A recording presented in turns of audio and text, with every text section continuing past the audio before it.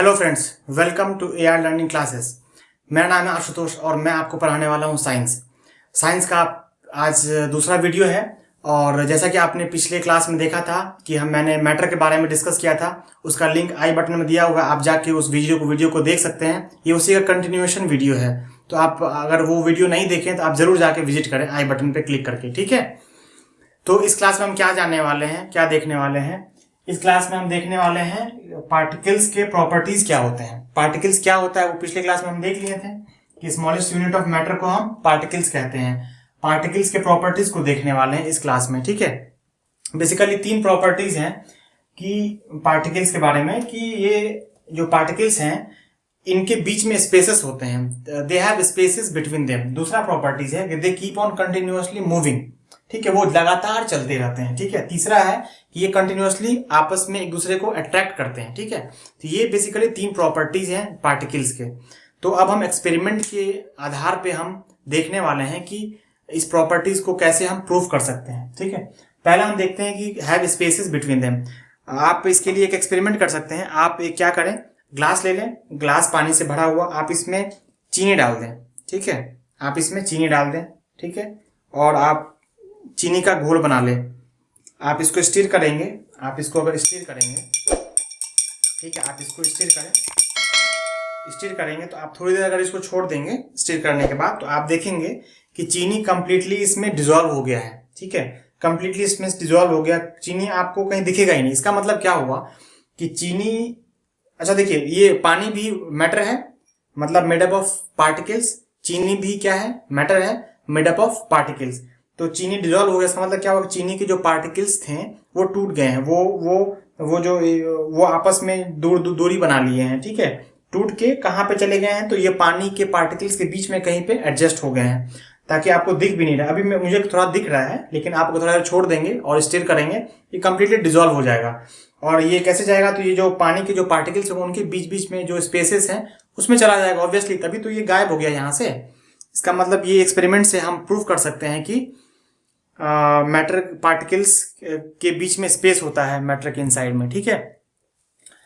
दूसरा क्या है कि पार्टिकल्स कंटिन्यूअसली मूव करते रहते हैं। इसको प्रूव करने के लिए हम क्या करते हैं कि एक अगरबत्ती को रख देते हैं रूम के एक किसी कोने में। आप अगर अगरबत्ती को रख दें तो आप उसका स्मेल को रूम के दूसरे कोने में आके देखेंगे तो आप महसूस कर सकते हैं। कैसे महसूस कर पा रहे हैं, इसका मतलब ये हो कि अगरबत्ती के जो पार्टिकल्स थे वो हवा में से तैरते हुए आपके पास तक आ रहे हैं, ठीक है। इसका मतलब यही हुआ कि कंटिन्यूअसली वो मूव कर रहे हैं। वो आप तो कुछ कर नहीं रहे, लेकिन वो फिर भी मूव कर रहे हैं। दूसरा एग्जाम्पल में क्या कर सकते हैं, ठीक है। दूसरे एग्जाम्पल में आप क्या करिए, आप ग्लास ले लीजिए, ठीक है। जैसे ये दोबारा ग्लास एग्जाम्पल जो हमने लास्ट लिया था, ग्लास ले लीजिए, आप हनी ले लें, 1 स्पून हनी ले लें। मेरे पास हनी नहीं है, हनी ले लें और साइड में हनी को कॉर्नर से आप ड्रिप कर दें।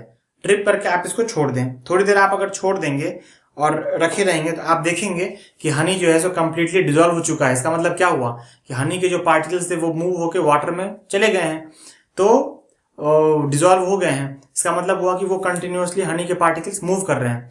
तीसरा एग्जांपल में आप क्या करिए कि इस पानी को क्या करिए कि थोड़ा सा गर्म कर लीजिए। आप फ्रेश वाटर लीजिए, आप थोड़ा गर्म कर लीजिए और एक ग्लास में डाल दीजिए और हनी इसी प्रकार से आप साइड से हनी डाल दें, ठीक है। तो आप क्या देखिएगा कि पहले जो टाइम लिया था डिजॉल्व होने में और अब जो ले रहा है, तो अब काफी कम समय हो गया, वो समय काफी कम हो गया, मतलब वो प्रोसेस काफी तेज हो गया। इसका मतलब क्या हुआ कि जो पार्टिकल्स थे उनके एनर्जी, काइनेटिक एनर्जी वो बढ़ गया है और वो तेजी से जाके आपस में घुल रहे हैं और वो डिजॉल्व हो जा रहे हैं, ठीक है। तो इस एक्सपेरिमेंट से हम ये कंक्लूजन पे पहुंचते हैं कि particles can intermix on their own, ठीक है, क्योंकि आपने तो कुछ किया नहीं, लेकिन पार्टिकल्स आपस में इंटरमिक्स हो गए।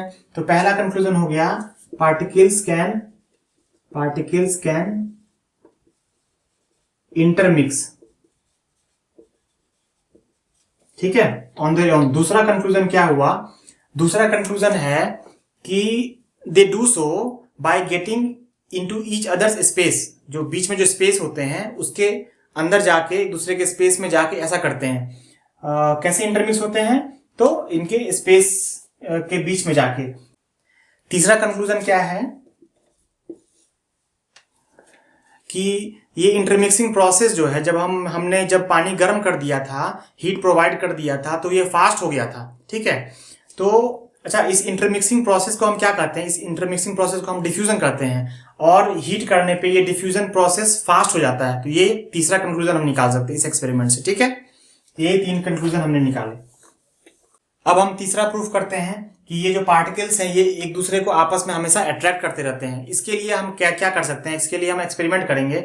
आपने बचपन में खेला होगा या अभी भी खेलते होंगे कि एक दूसरे के हाथ पकड़ के, सिक्कर जिसको जंजीर कहते हैं, आप हाथ पकड़ के चलते हैं। ठीक है, तो आप अगर हाथ ऐसे पकड़े, ठीक है, ऐसे पकड़े, और कोई थर्ड आदमी आके यहाँ पे वार करे, तो आपका हाथ टूटने के चांस रहेंगे। ठीक है, और जल्दी ही टूट जाएंगे, कंपेयर टू कि आप किसी को कंधे से आप पकड़ लें, ठीक है, और बीच में वो यहाँ पे कोशिश करेगा आपको दोनों को अलग करने का, तो उस बंदे को जो अलग करेगा उसको काफी फोर्स लगाना पड़ेगा, तभी आप अलग हो पाएंगे।